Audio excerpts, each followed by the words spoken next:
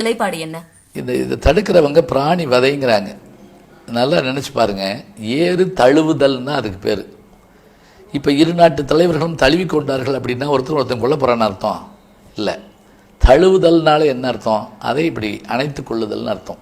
விருமாண்டி படம் பண்ணுற போது அதுக்கான அந்த ஜல்லிக்கட்டு இதை வச்சு எடுக்கிறப்ப எவ்வளவு நாணம் வரும், கள ஆய்வு பண்ணோம்னு எங்களுக்கு தான் தெரியும். இந்த ஜல்லிக்கட்டு மாடு வளர்க்குறவங்களுடைய வீடுகளுக்கு நீங்கள் போய் பார்த்தீங்கன்னா தெரியும். இப்போ நாய் வளர்க்குறவங்க செல்லப்பிராணியாக எப்படி வளர்க்குறாங்கன்னு தெரியும் உங்களுக்கு. அது நாயின்னு சொல்லிட்டா கூட சிலர் வருத்தப்படுவாங்க, ஏன்னா அதுக்கு பேர் வச்சுருக்காங்க அப்படிம்பாங்க. இருக்கட்டும், அது தப்பு இல்லை. காளை மாடு ஜல்லிக்கட்டு மாடு வளர்க்குறப்ப ஞாபகம் வச்சுக்கோங்க, அந்த ஜல்லிக்கட்டு மாட்டுக்கு தண்ணி குடிக்க கூட்டு போகிறது யாரை கூட்டு போக தெரியுமா?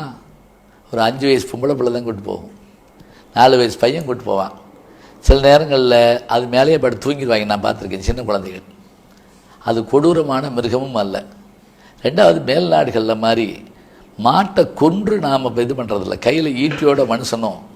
இப்போ அந்த இதில் பார்க்குறோம், ஸ்பெயினில் நடக்கக்கூடிய மாட்டு சண்டையை பார்க்குறோம். அது வருது, இவன் கையில் ஈட்டியோடு வந்து குதிரையில் உட்காந்து குத்துறான். அது இல்லை நம்ம இதில். அந்த காலத்தில் அப்புறம் வீரத்தை எப்படி தான் பார்ப்பீங்க. இன்றைக்கி ஐடி மாப்பிள்ளையே தேடி எடுத்துடுறோம். அந்த காலத்தில் ஹீராயி கேஜும்பார் கைலாசபதி. ஹீராயி கேஜுன்னு என்ன? வீரர்களுக்கு தான் பொண்ணு கொடுக்க முடியும். அவன் குடும்பத்தை காப்பாற்றணும், பிள்ளையை காப்பாற்றணும், மிருகங்கள்கிட்டருந்து காப்பாற்றணும், இது படையெடுப்புலேருந்து காப்பாற்றணும். அப்போ அவன் ஒரு வீரனாக இருக்கணும்.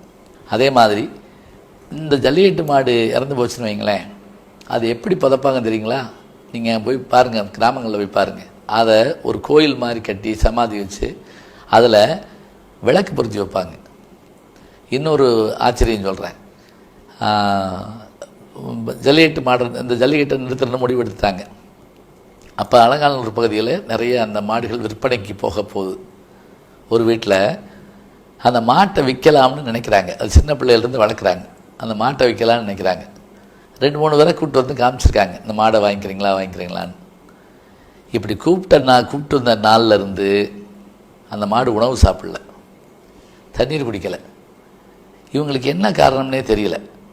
அது ஏதோ ஒரு உணர்வு. மாட்டுக்கு தமிழ் புரியுமா, இங்கிலீஷ் அதெல்லாம் விடுங்க, ஒரு உணர்வு. அப்புறம் அந்த குடும்பமே சேர்ந்து அந்த மாட்டோட ஒரு பேசியிருக்கிறாங்க, இல்லைப்பா நீ விற்கலை, நீ இரு, நான் நம்மோட தான் இருக்க போகிறேன், நீ உண்மையை இது பண்ண மாட்டேன் என்று சொன்ன பிறகு தான் அது சாப்பிட்டுச்சுங்கிறாங்க.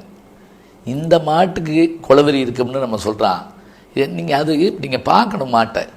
இவர்கள் சொல்கிற இவங்க எல்லாருமே கிராமத்துக்கு வந்து பார்க்கட்டும், இந்த நிகழ்ச்சிகளை பார்க்கட்டும். இப்போ ஒன்றும் இல்லை, ஆக்சிடெண்ட்டுகள் மற்றவையெல்லாம் நடக்கத்தான் செய்து நமக்கு தெரியுது. இருந்தாலும் நம்ம அடுத்த வண்டியில் போகத்தானே செய்கிறோம். அதனால் இது பாரம்பரியமான விளையாட்டு. இதை நீங்கள் என்ன பண்ணுங்கள், இது ஓட்டுக்கு விடுங்க. மக்கள்கிட்ட ஒரு இதை பற்றி உங்களுடைய கருத்தை என்ன கேளுங்க. 4 பேரா 3 பேரா சேர்ந்து முடிவெடுக்க வேண்டாம். செய்யலாமா வேண்டாமா அப்படின்னு பாருங்கள். எல்லாருக்கும் விலைக்கு சொல்லுங்கள். விலைக்கு சொல்லிவிட்டு அப்புறமேல் பாருங்கள். இந்த பாரம்பரியங்களும் போயிடுச்சுன்னா அப்புறம் நம்ம யாருன்னு நம்ம இப்படி சொல்கிறது? எல்லாரும் ஒரே மாதிரி இருந்தால் இவர்கள் யார், இவர்களுக்கு என்ன பாரம்பரியம் இருக்குது என்ற ஒரு விஷயம் நமக்கு தெரியாமல் போயிடும்.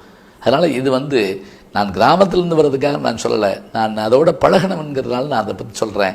இவையெல்லாம் என்ன, இந்த விளையாட்டுகள் எல்லாம் ஒரு வீர உணர்வுக்காக, அச்சமின்மை என்பதற்காகத்தான் நாம் சொல்கிறோம். இன்னும் சொல்லப்போனால் ஏதாவது நடக்கிற போது கூட கிராமத்தில் டயர்னு தட்டி கேட்கக்கூடிய ஆட்கள் உண்டு.